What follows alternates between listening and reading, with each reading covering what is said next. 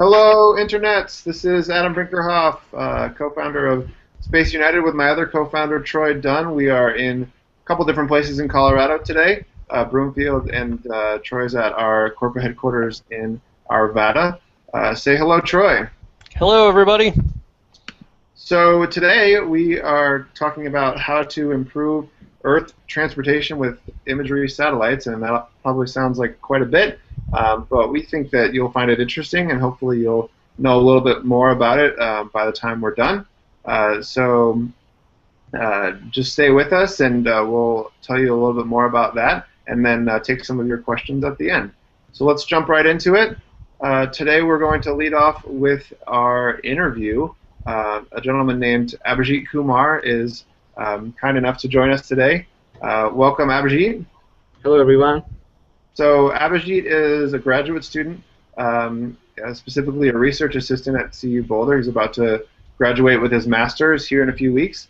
He's also spent some time at NASA, specifically at JPL out in California, and he is doing some work in the area of the topic of our podcast today. We're going to ask him a few questions about that and just get his thoughts on how satellites can be used for transportation. So Abhijeet, to start off with, what is your research doing with regards to improving roads?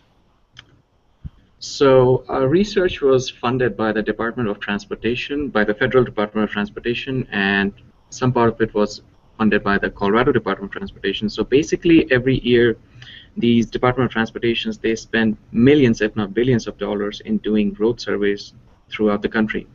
Now what these road surveys basically do is that they are basically driving a truck, although a sophisticated truck with a lot of instruments, especially a laser instruments, which is basically looking at the road as they are driving on the road and basically looking for potholes and roughness of the road.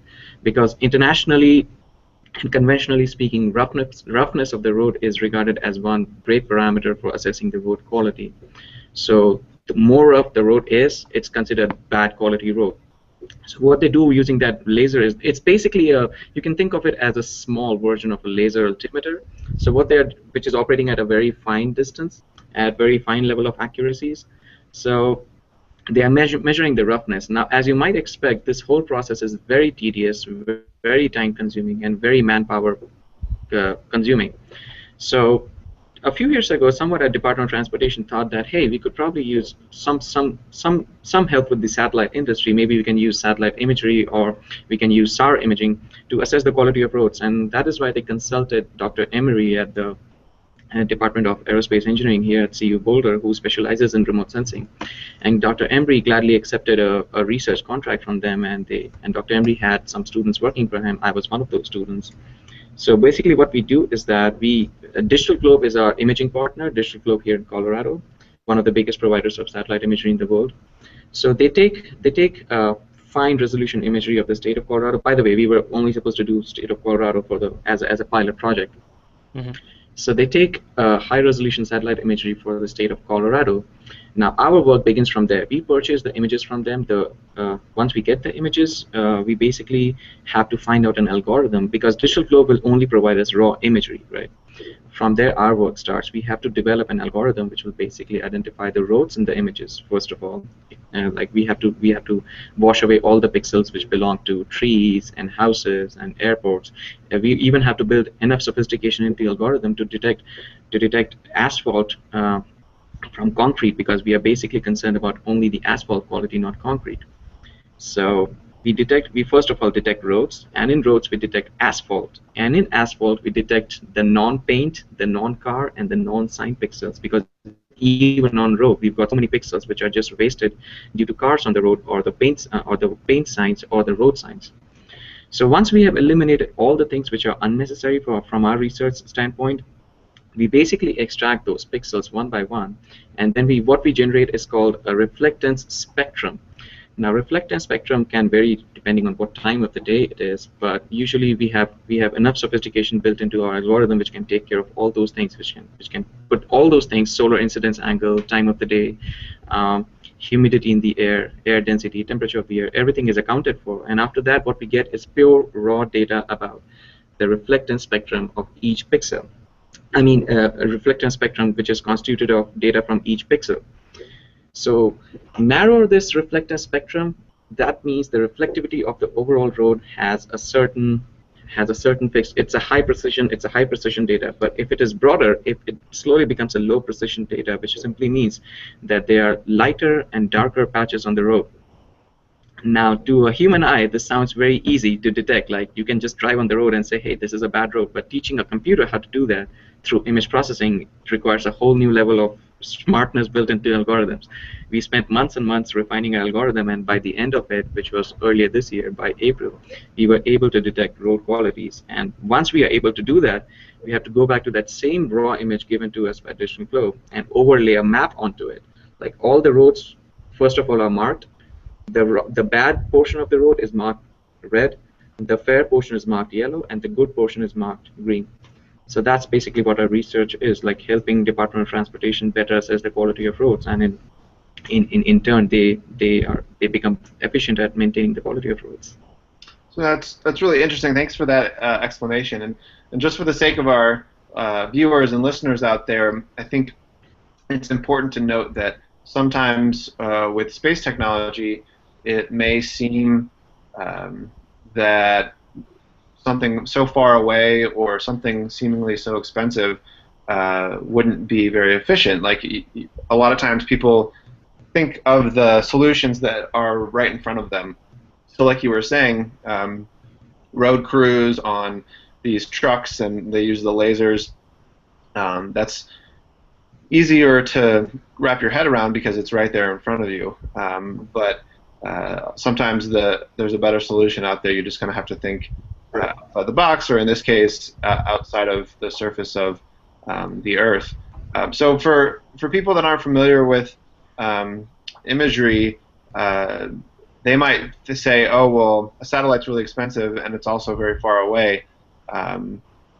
So how could it possibly see a road with enough detail to be able to do the type of analysis that you're doing? So could you tell us a little bit more about just the clarity that you can see from the satellite image? Mm-hmm. So like most of the remote sensing satellites, the satellites through which we got our image data, they gave us it in two different flavors. So one of the flavor of the imagery is called multispectral, and the other one is called panchromatic. So basically, in layman's world, I can say that panchromatic is a black and white data, and multispectral is colored images. Now, people might wonder as to why do we need black and white images at all when we can get colored images? Because it's basically governed by basic laws of physics, especially optical physics, because you can get only so much in whether spatial resolution or spectral resolution. So spectral resolution basically means what is the color, what is the wavelength of the photons that you're receiving, and spatial resolution means how small an object can you basically detect in an image. So you can, if you increase your spatial resolution, you'll have to go down on your spectral resolution. That is why if we have to see very small objects on the road, we have to limit ourselves to black and white images. If you want to see the color of the images, you'll have to restrict yourself to bigger objects on the ground. It's a trade-off, right? So what we do is that for the images, the resolution that we get is more than a meter. So that basically means an object which is smaller than a meter, we cannot detect its color. And for the panchromatic, our resolution is 46 centimeter, which basically means an object as small as 46 centimeters on the road will show up as one pixel on the image, but obviously you cannot detect its color, its wavelength. So we do a process which is called band sharpening, which is basically taking these two images and basically overlaying them with each other. So multispectral goes on top of panchromatic, and in the end, it's a sophisticated process. Again, it's an image processing step. And in the end, what we get is a band-sharpened multispectral image. So we get both the color information as well as the spatial resolution. So now you get color information for an object as small as 46 centimeter. So people usually in everyday in everyday life think of, like, if there's a solution which exists on the ground, if we can just have two guys drive a truck and get the survey done, that sounds like a much simpler and easier and efficient solution to this problem. But if the same thing has to be done for a large area, for a state, or even for a country, then slowly the cost adds up, and at some point using just satellite technology becomes a much easier and much simpler way forward. Yeah, I can definitely see that, especially after your explanation. But it's one of those things that you have to take the time to run the numbers and compare them, Right. which is great that you guys are doing that. So, with your knowledge, just to give our listeners some context, outside of road analysis, which is your specialty, what else have you heard about in terms of ways that satellites, whether it's imagery or other ways, are improving transportation, whether it's roads or other forms of transportation? Mm-hmm. So a few weeks ago, I was reading an article on the internet which basically claimed that even today we do use satellite imagery to help airlines decide what routes to fly, but the algorithms and the level of sophistication that these airlines use in their algorithms for basically calculating what route to take is not up to the level of satisfaction that one would expect, especially because such algorithms do exist, such level of sophistication does exist in other fields. So what we can basically do is that I can foresee in the coming half a decade or even a decade is that what I can see is that airlines will be using a much more sophisticated algorithm which has much better image processing capabilities, so that we can see the fine differences, very fine differences in basically the brightness in the digital numbers in the images that we obtain. Now, what these digital numbers are basically the values held by each pixel in a remote sensing image. So what these digital numbers will basically tell us is the difference in the same image as taken on a given particular day as compared to taken on an ideal day. So what that will basically tell us is the suspended particulate matter in the air, the SPM density. So once you get the smoke density or the particulate density in the air, then you can basically calculate what would be the additional drag experienced by your aircraft flying that route. So basically, if this entire practice is adopted by the airline industry around the world, we probably end up saving billions of dollars for humanity every year just by calculating what route to take and what route not to take. Because basically, airlines, what they do is that they fly the Great Circle, the shortest route, plus minus a few kilometers to save fuel, depending on what the density of the air is. But if we add this added sophistication, like if this sophistication is added to the system, then we are probably going to save like billions of dollars more, and basically resulting in cheaper, more efficient transportation. Yeah, and it's something that affects everyone. I mean, not only are there direct effects on airline ticket prices, but also in terms of fuel consumption. Exactly. I mean, airlines are one of the biggest both consumers of fuel as well as polluters in terms of the ozone and whatever your thoughts are on climate change. And so that obviously in turn affects the overall global oil economy and prices there. And so just like with everything, especially something as obviously international as air travel, it connects to everyone and everywhere in terms of different economies and different resources. So right, just with better image acquisition and image processing, we can reduce a big chunk of carbon footprint of the entire airline industry around the world. Fascinating. Well, I'm going to give Troy a chance to either ask a question or add a comment. Troy, do you have anything to share or to ask with Abhijeet? Yeah, you said that by April you were able to start to get enough feedback from the algorithm that you guys had developed. When did you guys actually get started on this? And is this something that's being done in other states, or is this just something that's in Colorado right now? So this project at University of Colorado started in the August of 2012, and it officially ended actually in July of this year. although some extension work is still being done on that for other states, because our team, and especially Dr. Emery, has spoken to a lot of Department of Transportations around the United States, and few states have expressed interest in that. I'm actually not at liberty to discuss the names of those states because right now it hasn't we haven't struck a deal or anything, but Sure. a lot of states haven't expressed interest in that, and soon, in like 5 or 6 years, this might become like a bread and butter thing for all the Department of Transportation. They are basically doing their initial road surveys, road quality assessment by these satellite images, and not by having trucks being driven by guys, Is the hope that you would be able to use your algorithm to identify problemed areas and then have the road crews assess those problem areas specifically to make the most out of the human resources available? Could you repeat that question again? Yeah, I mean, after a state were to go through using your algorithm and acquiring the satellite imagery and processing the data, is the idea then to send human resources out to the areas that you've identified as problem areas, and that way you mitigate the actual amount of time that the human resources are being spent in the field? Oh yes. Oh yes, this entire step of using satellite images for road quality assessment is never meant to be a substitute for actual inhuman inspection of the roads. It's just meant to be a precursor so that we can eliminate the extra hours spent doing the same that. For example, if right now we are spending, say, $10 billion on road quality assessment by physical manpower, maybe the goal would be to cut it down to just $2 billion. So in the end, we still have people going out and checking the roads. It's just that they are checking the red marked roads, the bad quality roads, which is spit out by our algorithm first, and maybe the green ones become the lowest priority. That's great. That's great. Adam?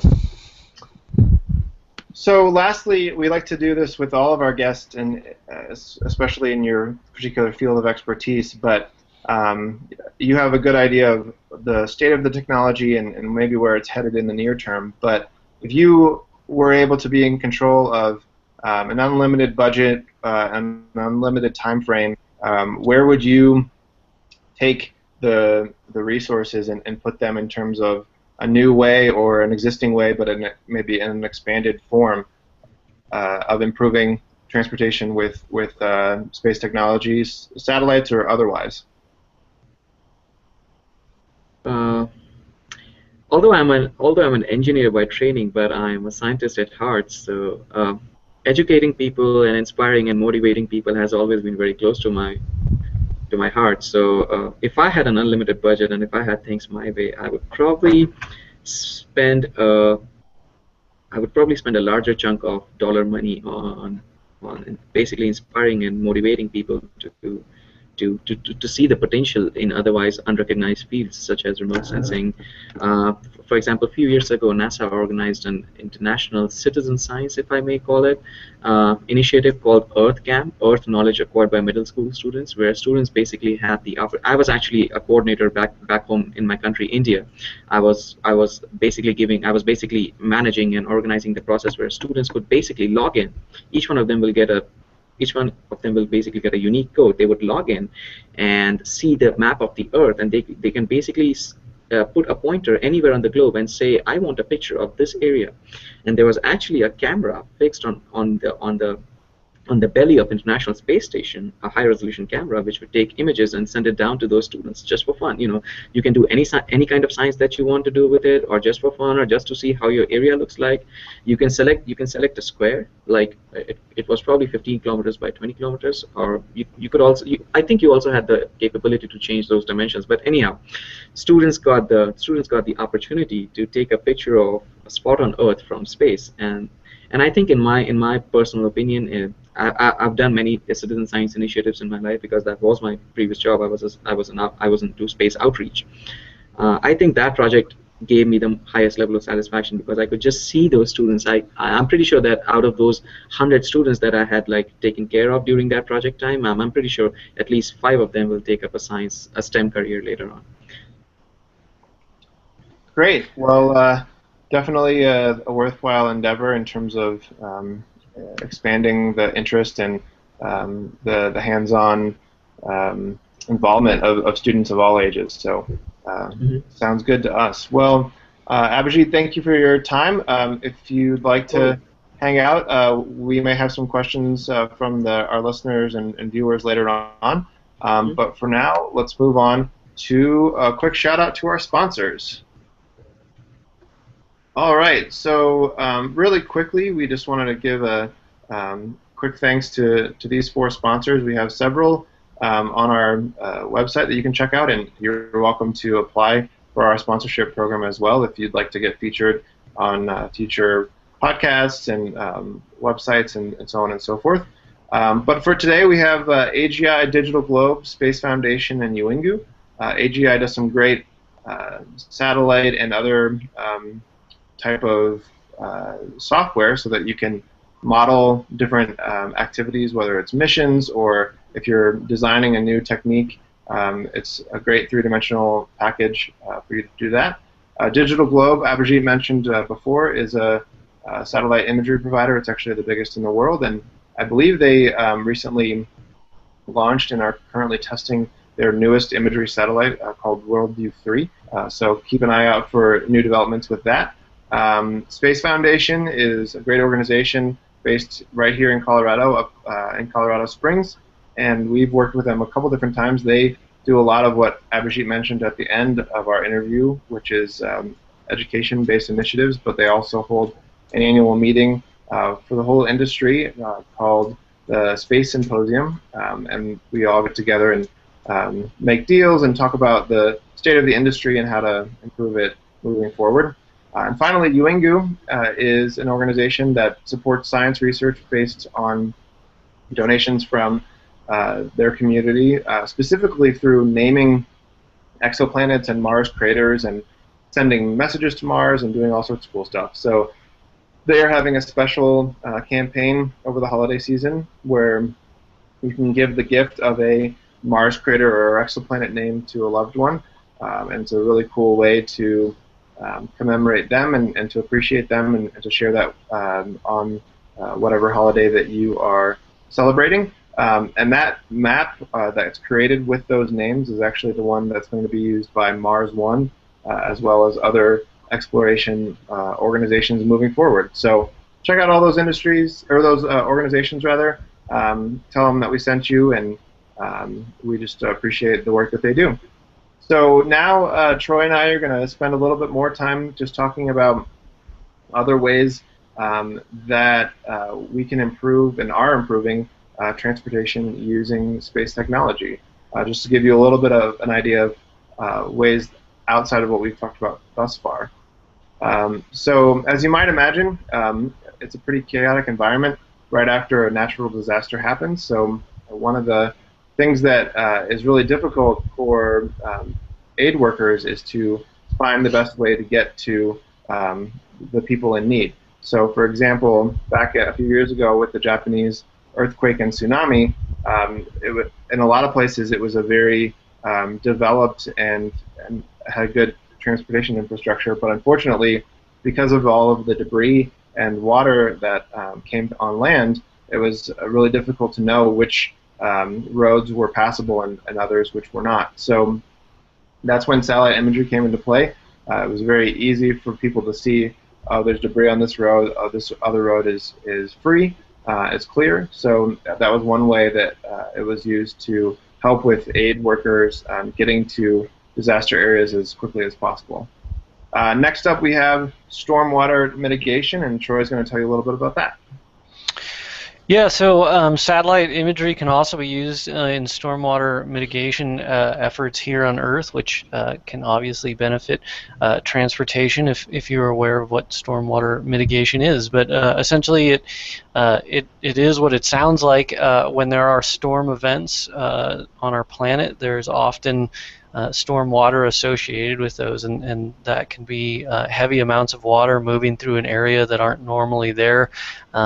That water can carry all kinds of different pollutants and materials in it, depending on the rainfall event taking place. And so satellite imagery can be used all over the world to help assess the land and how to help channel that water as it passes through. And this is something that we have looked at using satellites for in the past already in Cambodia, and how that affects transportation, and specifically some dirt roads that are in the area that get washed out seasonally. And so the satellite imagery that we provided to another charity here in Colorado, Lightbridge International, is going to help determine some of the best places to build and develop those roads. Speaking of new road construction. So, as Troy very well segued, I don't know if that's the word, but we'll go with it.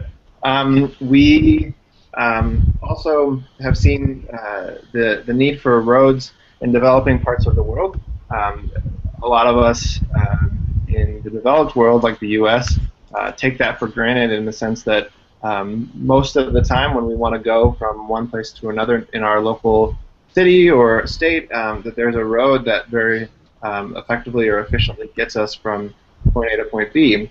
But unfortunately, there are a lot of parts of the world that just isn't the case. And in fact, beyond that, when things like not even unique natural disasters, but just regular weather systems, so for instance monsoons, they can often wash out some more rudimentary infrastructure when it comes to transportation. And so it's very important for developers, nonprofits, or governments to know where people are and how a new road might be able to help them.